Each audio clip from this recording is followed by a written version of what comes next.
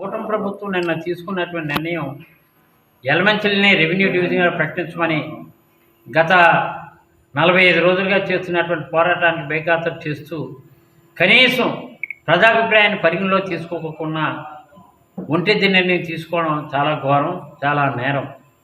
ఈ నిర్ణయం వల్ల ప్రజలకు చాలా భారం అనేది మాత్రం మీడియా ద్వారా తెలియజేస్తుంది. రెవెన్యూ డివిజన్ కావాలి, రెవెన్యూ డివిజన్ యలమంచిలికి రావాలి, రెవెన్యూ డివిజన్ ఎట్టి పరిస్థితుల్లో తేవాలనేది 2 దశాబ్దాలుగా చేస్తున్నటువంటి పోరాటం. మరి ఇక్కడ ఉన్నటువంటి స్థానిక శాసనసభ్యులు మరి ఎందుకు తలవగ్గారు?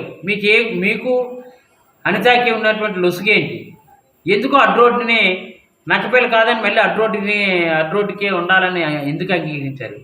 అంటే ఇది మీ చేతగానితనమా, లేకపోతే ఎవరికో మంత్రికి హోంమంత్రిగా ఉన్నటువంటి ఆవిడికి ఈ ప్రజల తాలూకు ఆందోళన పక్కన పెట్టి ఆవిడ ఆనందమే ముఖ్యమైన ఉద్దేశంతో మీరు అటు తలవగ్గడమా? ఇది ప్రభుత్వం ఎట్టి పరిస్థితుల్లో పునఃపరిశీలించి అడ్రోడ్ కాదు, ఇక్కడ అచ్యుతాపురం, రాంపల్లి, యలమంచిలి కేంద్రంగా యలమంచిలి రెవెన్యూ డివిజన్గా ప్రకటించండి దయచేసి. లేదు మునపాకను కూడా యలమంచిలి రెవెన్యూ డివిజన్లోనే ఉంచండి. అంతేగాని దీన్ని తీసుకెళ్ళి మండల హెడ్ క్వార్టర్ కానిది, కనీసం పంచాయతీ హెడ్ క్వార్టర్ కూడా కాదు, కనీసం నియోజకవర్గ హెడ్ క్వార్టర్ కూడా కాదు, కానీ అడ్రోడ్ని పంచాయతీగా కూడా గుర్తింపు లేనటువంటి అడ్రోడ్కి మమ్మల్ని ఈ 3 మండలాలు తీసుకెళ్ళి అక్కడ చేయడం వల్ల ప్రజలకి భారం, ప్రజలు ఎన్నో ఇబ్బందులు గురవుతారు.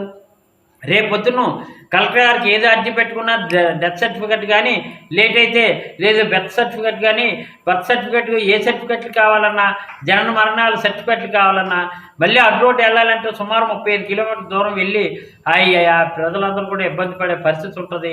తక్షణమే ఈ ప్రభుత్వం, కూటమి ప్రభుత్వం ప్రజలందరికీ కూడా వెన్నుపోటు పొడిచే కార్యక్రమం దయచేసి చేయొద్దు.